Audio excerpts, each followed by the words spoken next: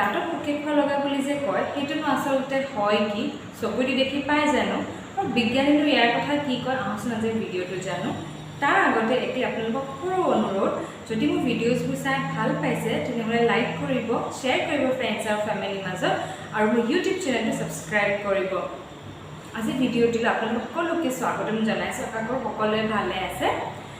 দাঁতত পোকে খোৱা লগা বুলি যে কয় সেইটো আসলতে হয় কি সেইটো বিষয়ে জানিম আপোনালোকে সকলোকে ভিডিঅ'টো চাই থাকিব ইয়াৰ গোটেই বিষয়টোৰ কথা জানিবলৈ আমাৰ মুখত বেক্টেৰিয়া থাকে আৰু আমি যিবোৰ খাদ্য খাওঁ সেই খাদ্যবোৰ যেতিয়া মুখৰ ভিতৰত যায় আমি চুবাওঁ দাঁতেৰে আৰু সেই তাৰপিছত এই খাদ্যবোৰ আমাৰ দাঁতৰ ওপৰৰ ছাৰ্ফেচত থাকে লাগি ধৰে তাৰ বেক্টেৰিয়া যিবোৰ মুখৰ ভিতৰত থাকে সেই বেক্টেৰিয়াবোৰে সেই খোৱা বস্তুবোৰৰ ওপৰত এক্ট কৰি কিনে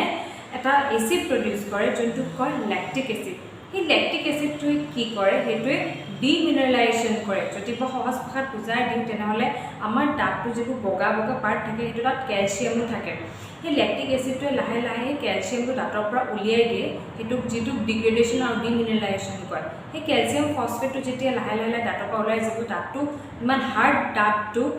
ছফ্ট হৈ যাব লাহে লাহে ছফ্ট হৈ গ'লে কি হ'ব লাহে লাহে লেয়াৰ বাই লেয়াৰ দাঁতটো ক্ষয় যাব তাতে কেভিটি বনা ষ্টাৰ্ট হৈ যাব এতিয়া একেবাৰে একদম ডিপ বা ডাঙৰ কেভিটি নহয় এইটো সৰু ষ্টেজৰ পৰা আৰম্ভ হয় যিহেতু আৰ্লি ষ্টেজত যদি কেভিটি হয় বা কলা কলা যদি দাগ দেখিছে তেনেহ'লে এইটো আৰ্লি ষ্টেজ অফ কেভিটি ফৰ্মেশ্যন হয় বা পোকে খোৱা হয় সেইটো ষ্টেজত যদি আপোনালোকে ফিল আপ কৰাই লয় তেনেহ'লে যদি সেইটো ট্ৰিটমেণ্ট কৰাই লয় তেনেহ'লে সেইটো ডাঙৰ ষ্টেজলৈকে গৈ নাপায় বা ইমান ডাঙৰ কেভিটি হৈ নাযায় তেতিয়া সেইকাৰণে দাঁতৰ পেইনো নহ'ব একো এচিম্পটমেটিক মানে একো চিমটমছ নহ'ব কিন্তু যদি ফিল আপ কৰাই লয় তেনেহ'লে পিছৰ প্ৰচেছটোলৈকে বাচি যাব এতিয়া নাৰ্ভ যোনটো এডভান্স ষ্টেজ হয় বা লেটাৰ ষ্টেজ হয় সেইটো যেতিয়া যদি আগৰ ষ্টেজত যদি ট্ৰিটমেণ্ট নকৰে তেনেহ'লে লাহে লাহে লাহে কেভিটি ডাঙৰ হৈ গৈ থাকিব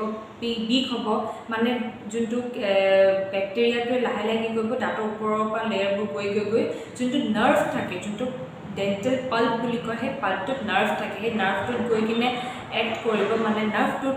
ডেমেজ কৰিব তেতিয়া পেইন হয় আমাৰ বিষ কিয় হয় কাৰণ নাৰ্ভত গৈ কিনে সেই নাৰ্ভ গৈ পাই নাৰ্ভটো এক্সপ'জ হৈ যায় যেতিয়া নাৰ্ভ এক্সপ'জ হৈ যাব বহুত বেছি বিষাব আৰু তেতিয়া ৰুট কেনাল কৰিব লগা হয় ৰুট কেনালটো কিমান পেইনফুল প্ৰচিজাৰ সকলোৱে জানে সেইকাৰণে আপোনালোকে যদি এনেকুৱা সেইপৰা বাচিব বিচাৰিছে তেনেহ'লে আৰ্লি ষ্টেজতে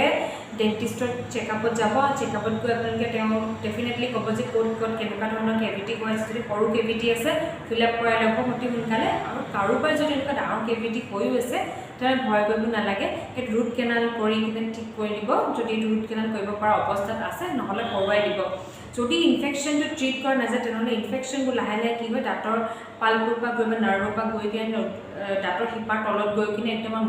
মুখৰ স্পেচত যায় চকু ফুলি যায় দেখিছে চবেই গাল ফুলি যায় চকু ফুলি যায় ইনফেকশ্যনবোৰ কি হয় স্প্ৰেড হৈ গৈ থাকে লাহে লাহে সেইকাৰণে আৰ্লি ষ্টেজতে যদি ট্ৰিটমেণ্টটো কৰোৱা হয় বহুত বেছি ভাল হয় আপোনালোকে গম পালে আজি কথাখিনিক যে মই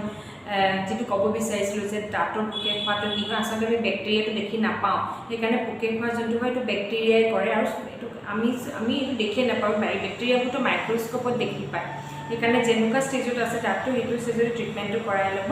ভিডিঅ'টো যদি চাই ভাল পাইছে লাইক কৰিব শ্বেয়াৰ কৰিব আৰু আপোনাৰ ফ্ৰেণ্ডছ আৰু ফেমিলিৰ মাজত চ' ডেট এই ইনফৰ্মেশ্যনটো সকলোলৈকে গৈ পায় মোৰ ইউটিউব চেনেলটো ছাবস্ক্ৰাইব কৰিব আৰু ওচৰতে থকা বেল আইকনটো প্ৰেছ কৰি দিব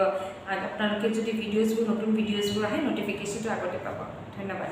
1 2 3 4